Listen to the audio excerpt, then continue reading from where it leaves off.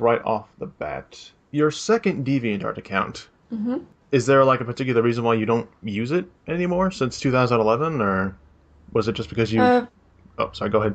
yeah, purely because it was an old account I set up while I was in high school. I've been around since using that for various reasons, and I needed to start up a new account. There's one other account as well that's under a different name that I use for other things as well. That one in particular, I just stopped using it just because it was old, and to kind of revamp it would just take too long. So I thought, oh, I'll just start a new one. Yeah, so I just wanted to do away with that old username as well, and yeah, just thought, just fresh start, clean slate, you know? Makes sense. But Yeah. I was actually going through your gallery, and you seem to be really into photography for a period of time. Are you still into photography as much, or not really? Not so much now. When I was in high school, I was still trying to like figure out what I wanted to do. Like, when I got to art school and things like that, I was like, what do I want to specialize in? And back then, the high school was running like a photography club that was all analog, so no digital or anything. It was all purely like just the old style cameras, and that I was really drawn to that. Hmm. I thought that would be really interesting. So I did that for, I think it was the last year that I was in high school. And I thought I got really into it and experimented with digital stuff through that. And that's how I got into digital art in the first place, was through the photography I was doing. But as an actual career, I didn't really pursue it. I can't remember exactly why. Um, I think it was something to do with when I was taking photographs at this music conference, and there were so many other people taking photographs, and they were so much better than mine. And I thought, oh, I'm not really enjoying this. That I actually prefer just playing around with the photographs after, not actually, the whole Right, right. like Adding the being at effects. events and taking photographs like that. Yeah, yeah, Hmm. just playing around with effects like that in Photoshop. So yeah, I kind of lost interest, sadly. Yeah. And I enjoyed the whole process of the analog kind of style, developing your own photographs, using all the chemicals. That was really cool. yeah. Yeah, really hands-on. And I must say though, I mean honestly, your photographs are very, very good. Thank you. Hmm. Not an awful lot of people agree, but yeah. I enjoyed it for a while, but just lost interest, really. Yeah. Yeah. And did you join the photography club at Moray School of Art or TIGA? It's pronounced Murray, Oh, sorry. but Murray is the eel. No, it's okay. They're spelled the same, so it's okay. Yeah, I did photography at the Murray Art School as well when I did the Access to Art course, which is basically like your advanced higher art thing that you do in high school. Again, I just needed a different or better portfolio, and they were doing the photography thing there as well. So I thought, why not just do it again? So, um, yeah, but I didn't continue it after that. When I went into my BA, I dropped it and thought, no, I'm gonna pursue more um, traditional painting and things like that instead. So I'm glad I did. Oh, I am too. I mean, again, going through your old gallery, I can see how much thought and imagination and like just love went into each of your pieces. And I was like, I saw these and I'm like, oh my, this is like. I mean, your modern pieces are very good. Don't get me wrong, but your older pieces are as well are like almost hauntingly beautiful. Oh, thank you. I like that phrase, hauntingly beautiful. I have to Yeah. adopt that. But during that, it was just, I remember that the tutor that I had at the time when we were doing they would just set up a random thing in the middle of the room and everyone would paint the same thing, it'd be like a vase of flowers or, something boring like that. Yeah. Or you would have the chance to set up your own kind of thing and just paint it. And everyone was very, paint it as real as possible. And I would just look around and go, nah, I'm just going to throw the paint at the canvas and see what happens. And, just build it up layer by layer. And yeah, no one else painted like that in the class. So, because everyone else kind of tried to paint the same way as the tutor did. Hmm. And I thought, that's not my style, so I'm just going to stick with my style because it's not Right. necessarily wrong. It's just a different way of doing it. And Hmm. luckily, not everyone has is as lucky as I was, but the tutor was very understanding and was like encouraging people to experiment and do things a little bit differently. So that was good, whereas other students didn't have that, which is a shame. Yes. Anyway. And there was one particular thing I saw in your old gallery that got me really interested. The spider robe. Haha. That thing is awesome. Yes. Yeah. Just recap here. I specialized in surrealism when I was at art school, and obviously the Dadaism and the whole assemblage art stuff as well. And for that piece in particular was for my BA honors degree show, Hmm. and I had a few paintings on the walls as well. But this spider thing, that was great fun. It was just this bed frame with a wardrobe stuck to it, and then the legs. Oh, don't get me started on those legs. Like, I had to get someone to help me because I was literally still painting them the day before the show was supposed to open.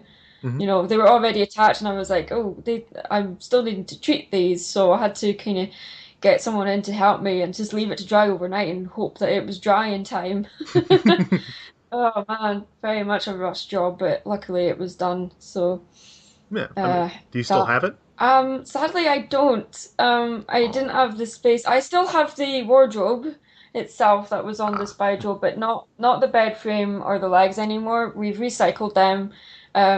It's now two. I can't remember what we called them, but we basically took the wood and made like garden pit things with them. Just made boxes out of the wood and put pots in them. So it's still there. It's just in bits, Right. sadly. But it was just taking up too much space in the garage, so we thought, right, we'll recycle it. So the only thing that has survived is the wardrobe, which I still have. There's something else. I know I keep referring to your old gallery, but there's something else I That's saw okay. in there as well. There's a recurring character you have in some of your pieces. His name's Scatterbrain. Yeah. What was the inspiration for making him? Right. Again, another story while I was at art school, we had the opportunity to go to this museum, which is the only one of its kind in the whole of the UK, is a museum that restores antique clockwork puppets. Hmm. You know, uh, um, they restore like mannequins and things like that. And some of these things are like hundreds and hundreds of years old. And one of them they said was over 600 years old. And I was like, how? I can't even think of something being that old that still works. But yeah, and when we were there, we were told not to take film or like record when they were doing their demonstration of Right. these puppets. Hmm. Because it was in a room like it wasn't lit. It was lit by candles. Like no other lighting was there. And so I thought, right, I've got my SLR camera. I want to take some photos and video, but I want to get away with it. So I thought, right, I'll sit right at the front and just hide it like in my backpack or something. So I did that and recorded the whole thing without them knowing. And I made a video to the song Mad World, and I posted it on YouTube. And then a few weeks later, a friend of mine at school said, "Oh, you never guess, the museum's found your video on YouTube." And I was like, "Oh no, oh no, no, no, no, no, no, no, they're going to be really angry. What are they going to do?" And she said, "Right, this is their email address. Email them." I was like, "Oh no, I'm going to be in trouble." So I thought, oh, I'm really sorry for filming it. And then they replied going, no, actually, we loved your video. We would like you to come and work for us. I actually got a job from that. I worked Really? with them for a year, just documenting them fixing up puppets for their website and did a video for them. It was an hour-long documentary film I did for them. Really poor level quality, mind you, but I got paid for it, and it was a great opportunity. While I was there, all of these puppets are so scary and haunting. Like some of them, especially the ones that are, uh, nowhere near the point where they're suitable for the public eye. Right. These things are falling apart. Eyes missing, and it sounds as disgusting as describing it like that. Because most of these things are made from paper mache, and obviously these things that rots over time. Right. So um, it was a great source of inspiration for me, and that was where I came up with this idea of this like Frankenstein inspired creature that was a it started off as a Clockwork Man thing, but slowly over time, because the creators loved him so much, he got imbued with his own kind of um, life energy, and that's where the idea for Scatterbrain came from. But he's changed a lot over the years. Haven't drawn him for a long time, but I had a story going for him, a whole thing written out. It's a whole thing like he would discover that the people that built him had disappeared or that somehow died, but obviously being just a Clockwork Man thing, he didn't really understand what death was, and because he was able to like fix himself or whatever. So like that's where that came from. I'm sorry, I feel like I'm talking way too much. No, no, no, no. I mean, it's good. It's good. I mean, Yeah, that's the whole yeah, point of the interview. I'm asking things about you. yeah, So, yeah, hmm. yeah. Yeah, he was one of the very first fully fledged out characters I made up, really. There was other characters I made up before, like during high school, but they were more just experimenting with various character concepts. But this one, although his look has never been fully set in concrete, the idea and his story was always just there, done. So I really must bring him back and draw him again, but I don't know. He's They get close to your heart. You want to protect them. You don't really want to expose them too soon, you know? Like you're like, oh, it's not quite ready yet, you know, Right. it's still cooking. So Well, to say it is yeah. October. It is the idea. Well, I mean, it is possibly an idea that you could do for maybe like a Halloween piece. Yeah, maybe. Hmm, I think I probably will do that.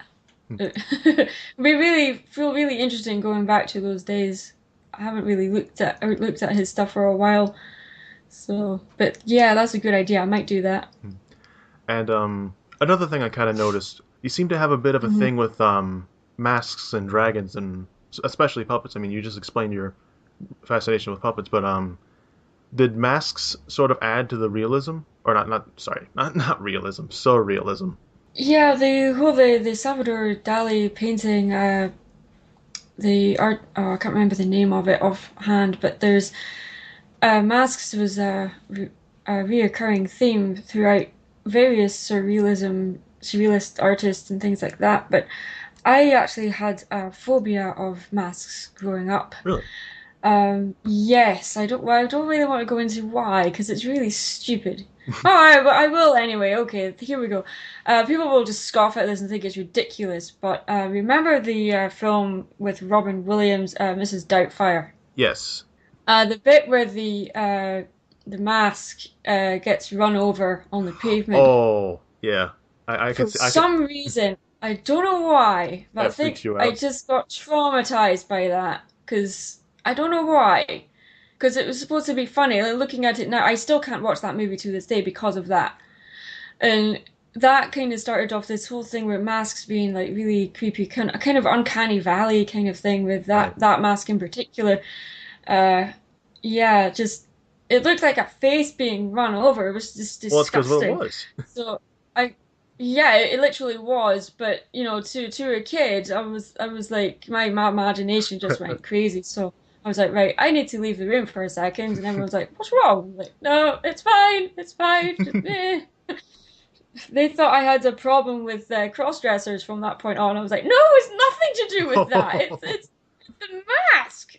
I don't care if people cross-dress. You know, like one of my favorite movies is Rocky Horror. I'm like, no, I have Yes. no problem with that. It's the actual mask. Like, ugh. So, but that actually spawned, like later when I got older, like phobias and things like that. I find the buzz that you get from what you're scared of can be very inspirational and can drive you to make art based on what you're afraid of because there's a buzz there, you know, like so Yeah, I sort started of to thrill research almost. masks from yeah from various cultures like African masks and things like that and then I started to get fascinated with Venetian masks and I found that these masks were actually pieces of art in themselves, and Hmm. they were gorgeous. And now I collect masks, which is really strange. So it started off as a phobia, but then it turned into a strange obsession. So oh, oh dear, yeah. But the whole like symbolism and metaphor of what various masks represent. We're all, like, in the film Mask with Jim Carrey, like the doctor says, we all wear masks, metaphorically speaking. So Yeah. that I thought, that's very true, actually. And then, or the quote in Batman Returns when Penguin says, "You're just jealous because I'm a real freak and you have to wear a mask." Like, yeah, just that whole thing just spawned a real interest and obsession with masks, So yeah. Makes a lot of sense. And you Hmm. mentioned earlier that one of your favorite artists was Salvador Dali. Do you have any others that you would consider your favorite? Oh, there's so many from various movements. The Salvador Dali is obviously my favorite artist of all time. I like H.R. Geiger or Giger, however you want to pronounce it. Mhm. Pablo Picasso, and I'm turning around looking at my books just to remind me of names because I'm terrible at remembering these things.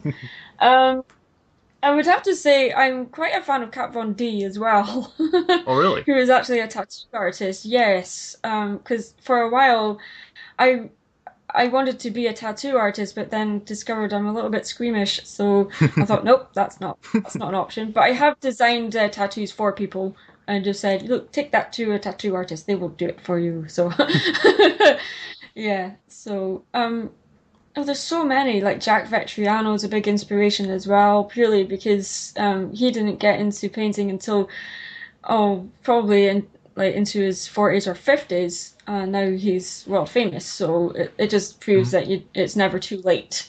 So yeah, Um, there's lots of yeah. I was to say, I remember you mentioned at some point in one of your live streams that you're a really big fan of Gerald's scarf as well, or Yes, Scarfe. absolutely adore the his stuff is kind of repulsive in a way, like very angular, and it's it's very um just trying to explain it to somebody. He has no fear. He just draws exactly What how comes he to mind? feels about us. Yeah, which is really admirable. But because of this stuff is so garish and ugly, it's some people have said, "Oh, that's not real art because it's ugly," and I'm like, well, sometimes art is ugly, and That's what makes it beautiful in a way. it's that's what makes it. Yes, exactly. And with Scarface's work, with his actual line work, I was very inspired by that because I found I was being back when I was still studying up on his style. I wasn't very confident with my line work. I was like, this has to be perfect. It has to be spot on. But the minute I touch the pen onto paper and lift it off, that has to be perfect right away. And then you watch his process, and Salvador Dali is a very similar process as well. They kind of throw themselves at the canvas or paper, Mhm. and they use the whole body to draw one line. And they're like, if it's not right, they'll just draw another line over the top. They won't worry about a mistake. They'll just do it again, like over the top, like, and I thought, oh, it's okay to make a mistake. Even the pros make a mistake. Awesome. Okay, great. So yeah, and I just love his stuff with being the production artist behind my favorite animated film of all time as well, Disney's Hercules, and all the stuff that he did for Pink Floyd with the Wall and all Oh yeah. that stuff, and yeah, just get so inspired by this stuff, and like people look at me and think, "Oh, you like Scarface? Well, what about Hirschfeld?" I'm like, "No, no, no. Hirschfeld is cool. Don't get me wrong, but no, no, no, no, no. Scarface, where it's at. Scarface, my boy." Yeah. Anyway. And do you ever actually get commissions for like gouache or acrylic or anything like that? Like things you actually make by hand and not by digital art?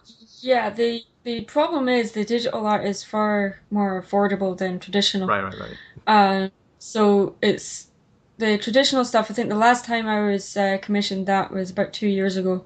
Hmm. Um, yeah, I still do traditional paintings now and then, but not on a commission basis, unfortunately, purely because the digital is just far more cost effective. It's quicker to get it out there, and the customer can see the process of it as it goes because it's really easy just to show the stuff. Whereas with traditional, it's kind of a little bit harder to do that. yeah, but also it's, there's a quite a big price difference between the two processes. So yeah, sadly it's been a while. Hmm. So in other words, commission me for traditional stuff, whoever's listening. Please. Oh man. And actually, going back to your time at Murray School of Art, were there any specific genres that you studied, or Genre as a like different themes? I just tried to explore because I was specializing in surrealism. I was studying a lot of the Great Depression and things like that. So kind of veered toward the more macabre and tragic side of the history of the early 20th century, which um, there's so much to look at, and just that theme alone. So it was kind of a bit too wide a subject really to cover. Ah, Um, yeah, during the time it was just it was kind of like I was rebelling because everyone else was looking at the Impressionists and all this stuff, and trying to look at stuff that was twee and pretty and well for the word that I like to use, safe. Where, right. whereas I was like, no, I don't want to go do that kind of stuff. I want to look at the weird and wonderful and the disgusting, like the H.R. Geiger stuff and or most stuff by Salvador Dali does have a very off-putting, dreamlike, nightmarish tone to it. So I was just trying to delve into that. But then because you were in a contemporary fine art environment, with looking at that stuff, there is a danger of like falling into like science fiction and fantasy stuff, and that kind of thing was really heavily frowned upon. That was like, no, that's a completely different like class of study altogether. Hmm. So yeah, that was really difficult to stick to one particular theme. So yeah, kind of bouncing around between lots of various themes, to be honest. You don't really know exactly what it is you want to do until you find that one little niche. Yeah, Hmm. that's very true. And something you mentioned recently, I know this is a completely different topic, but something you mentioned recently in your Canterlot Boutique video, you said that you were head Hmm. of a small video game company. Is it alright if I mention the Yeah. name of it in this particular video, or would you prefer it not be said? Do you mind it not? Alright, that's fine. I don't mean to be awkward. It's just because of the history with it, with other people that were involved in it. I just don't want. Yeah. Anyway, uh, yeah, that was a very interesting time. Anyway, what was it about that? I was just gonna ask if you still remain in contact with any of the members of that particular group.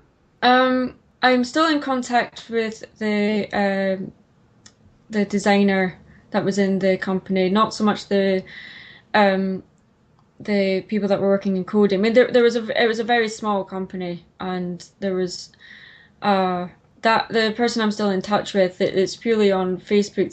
There is a few other people that were in the company that have just fallen away from the whole um gaming industry altogether, whereas the designer that was in the company is still in it. She's now she's a designer for another company that's slightly better, or sorry, bigger.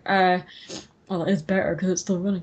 Uh, so she's doing really well for herself, and it was a painful learning curve, put it that way. During the when the company was running, oh, there was a problem with the. Hello? Hello?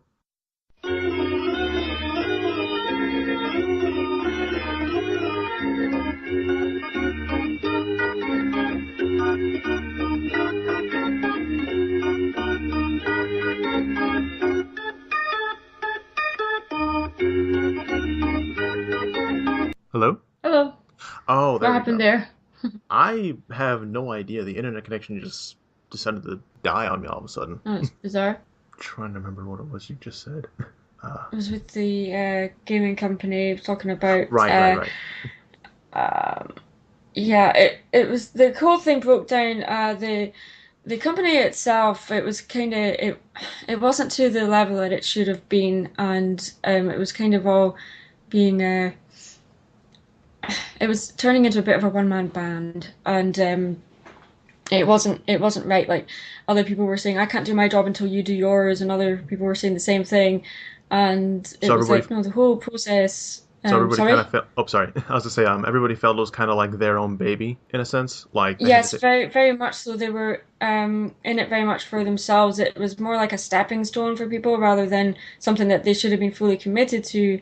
And ironically, during running this company, because it was all commission based, I was doing all the artwork for it and Mhm. everything.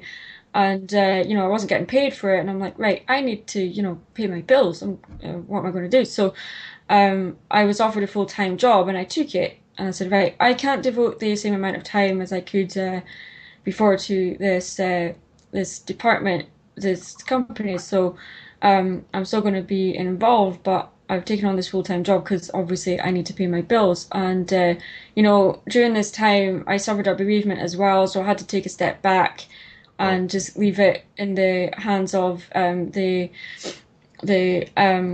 we had one other artist in the company as well. So I was just going back and forth saying, right, if you do this, do that. And then I discovered that they were actually going behind my back and changing like months and months of work so that it was turning into their game Hmm. instead of like I was the owner of the company and the art director. So I was like, this is what the game is going to look like, blah blah blah. But all of that was changed in a matter of days. Like the second when I needed to take a break, and I was like, that's really insensitive and Hmm. also very unprofessional. And they what happened was that they were saying that you're not committed to the company anymore. You need to decide whether you're going to stay with us or not. And I was like, well, look, I need to pay bills. I suffered a bereavement. I had to take a step back. The whole thing's been like all of the work I've done has just gone out the window. So yeah, I'm just going to leave. So I did, and a few weeks later, the company went into liquidation. So I was like, yes. Dodged a bullet. So I think I really did, but not to say that the people that were in the company that are still in the industry, they do work hard. There's like no hard feelings toward anybody. It just didn't work. And in this day and age, like companies, especially video game companies, they can get set up and taken down in the space of like just a couple of weeks. Like they might have a release, they might not have a release. Right. And it's so easy because now you don't need to have a studio that everyone needs to go to physically. You can have like people from all over the country or even all over the world just working on a company from their own homes. So that can be very dangerous and not very good for company morale. So unfortunately, this one just didn't work out, and it was a very painful time. It kind of put me off working in the video game industry altogether. But it's it was a learning curve, very painful. Anyway, Right. Definitely sort of like a yeah. phase, not really a phase almost, but Yeah, yes. because during that time, like with the company, like you would also, because you weren't bound by contract, you could still like do work for other companies as well. Like if they were looking for assets, that they would pay you like a commission-based thing. Oh, do this for us, and I'm like, sure, okay, here's my prices, and they're like, great, do that, and that would be fine. You'd be credited in the company, whatever. So, but still of the opinion that artists, especially in indie level, they're not given the proper pay that they deserve. Hmm. But that's a subject for another time because I could go on hours and hours about that. Yeah. And from branching off from that, you've definitely made a name for yourself, I would say, in especially the MFP community. When did you first start to gain interest in drawing My Little Pony art? I mean, I know it's mostly commission based, but I know you really have a sort of I know you have a really deep appreciation for the show as well. Yeah, I mean, I didn't get into this situation of the show until like what 2013 or something, and this was around the same time. Like most of us, we just finished. Most of my friends who were younger than me had just finished uni or art school or whatever. Most Hmm. of them were starting families or moving away or whatever, and at that time I couldn't really do that. for various reasons. So a lot of my best friends were moving away at the exact same time, and it was really depressing. So right, I thought like these are friends that I can just sit down and we can watch some stupid animated movie that we really shouldn't be into when we're in our mid to late 20s. And I need something else to occupy myself while my friends are all moved away. Just going to lose touch with them. So um, luckily that hasn't happened. We have stayed in touch, but you still kind of miss your friends every now and then. You're like, right, I'm going to watch something that reminds me of that. So you would watch a Disney movie, like, or something that you would watch together, and then it didn't really work because that made it worse, if anything. So, Hmm. because all I could think of was, oh, when I watched this with my friend, they said this, blah, blah, blah. So I thought, right, to the internet, I will find something else to watch, something I haven't like seen before. And I kept seeing all these memes for My Little Pony, and I was like, nope, nope, that's not for me. That's My Little Pony. That's this stupid like girls show, like 1980s thing. You can't tell the characters apart, and the storylines are like, All oh, really boring and so and bland. so is like they've lost their sock or something, or something really stupid no conflict, no interesting plot going on or conflict. I was like, right, I'm going to watch Transformers, yay! So, or like Batman or something, and My Little Pony's like, no, no, no, no. But I kept seeing these clips pop up for animation clips, especially from Lesson Zero or Party of One, and I was like, wow, this is really expressive stuff. I like it. It's like almost Ren and Stimpy style, kind of. Like I did not expect to see this, especially in a Flash animated cartoon. It's not stiff; it's very fluid, and Very it looked alive. really fun. Yeah, so I thought, right, maybe I should give this show a chance, because being an animation buff, I was like, oh, I need to check this show out. So the first episode I started with was Canterlot Wedding, which a lot of people would be like, "Oh no, that's a terrible episode to start with." But that was, I think, I could be wrong. I think that was the newest episode at the time when I just got into the show. I thought, man, why not just put it on? Whatever.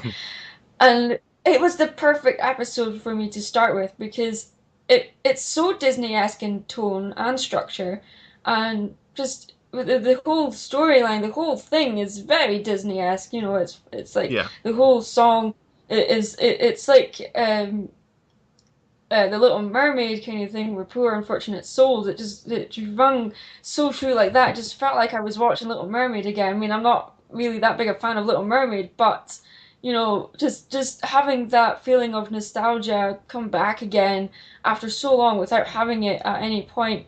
I thought this show is amazing, but I thought, right, that can't be coincidence. That's probably just a fluke. That one, or wow, it's a two-parter, so it's got to be That one particular like instance. we yeah like it's like, oh, that's just a fluke. There's one good episode out of a whole show, so I thought, nah, I'll just go back to the beginning and watch it because I want to get to know these characters. So I did, and then I think I was like 13 episodes in, and I was like, oh no, I'm hooked. So I just fell in love with the whole dynamic, and these the whole morals of each episode. They didn't feel phoned in. They didn't feel like they were pandering, and it didn't feel like it was speaking to kids. It was speaking to the child within. So it was like, adults could appreciate it as well. Hmm. And it's been a while since an animated show or movie, in my experience, was able to do that successfully or to the level consecutively and consistent like MLP managed to do. So I just fell in love with it. And then I thought, oh, I'm going to do some art for this stuff. And I drew some silly pictures of Twilight snoring, keeping Spike awake, stupid things like that.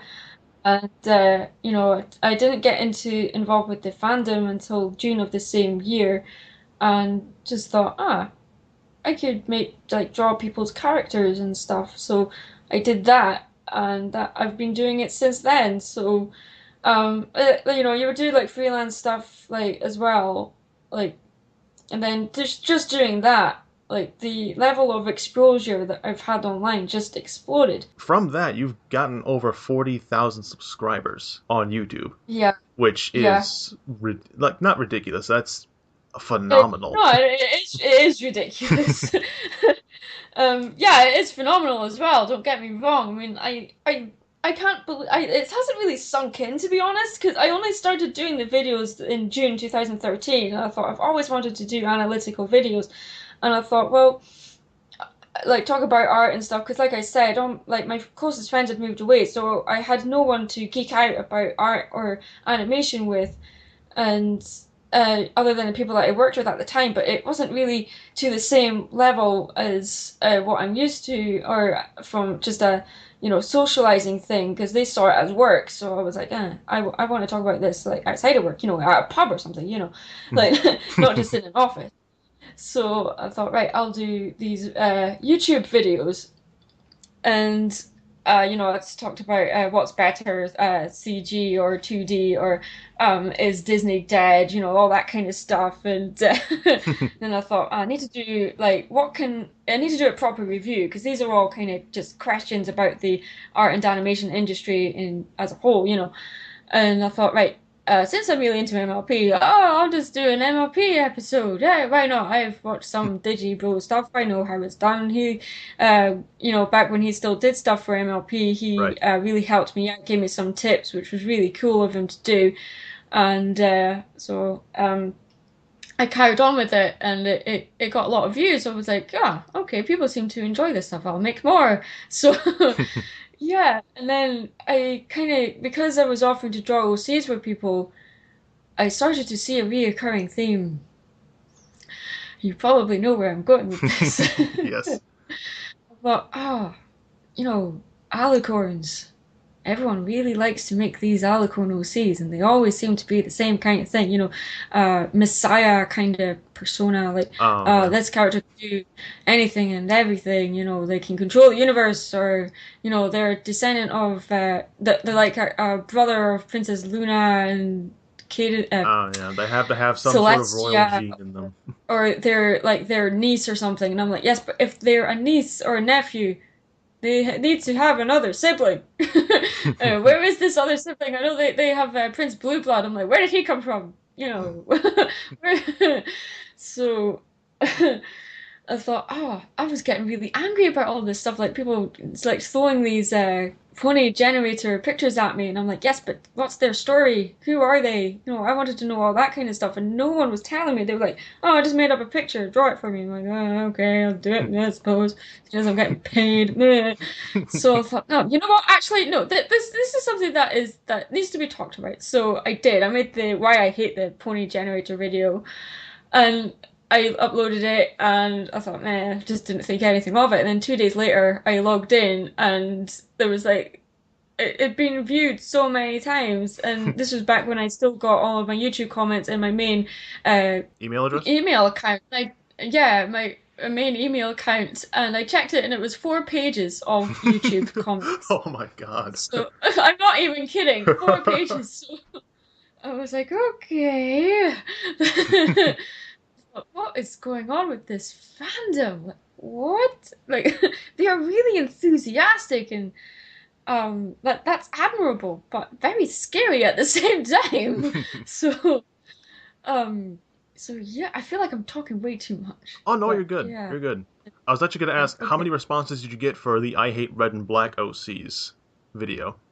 That one was kind of made as a follow-up to the Alicorn video, and it was misunderstood, and people were saying, "Oh, you're racist toward red and black OCs," and I'm like, "Well, for me to be racist, it has to be based on a real race of people, and this isn't real. This is more of a design thing that I Aspect, just yeah. don't like seeing. It's like people were taking it really personally, like they were attacking. I was attacking them personally, and I was destroying their OC, and I was like, no, this is a joke. This is just for fun. Like the same with the Alicorn video. It was ridiculously ironic. I've been getting sick and tired of all of these characters being sent to me that were like, made in 5 minutes on a character generator. They didn't have a name half the time. I thought, right, I can make a video on this, but I thought, right, my avatar on YouTube, Mad Munchkin, she's very cynical, very sarcastic, and she genuinely pretty much just hates everything. But um, but Except she's friendship also very games. passionate. Yeah, she's very passionate um about the art industry. She doesn't like seeing mediocrity celebrated, so um the whole thing about the Mary Sue character came about from that really, and I literally did it as irony. I made her on the pony generator. Like just just to see what kind of ridiculously cliche character I can come up with. And I made up this design. It was in 5 minutes, and then I redrew it in my style, and then made various PNGs of it so that I could have it in the video. And the next thing I know, Everybody um, loves her. everybody loves Mary Sue, and I can see why.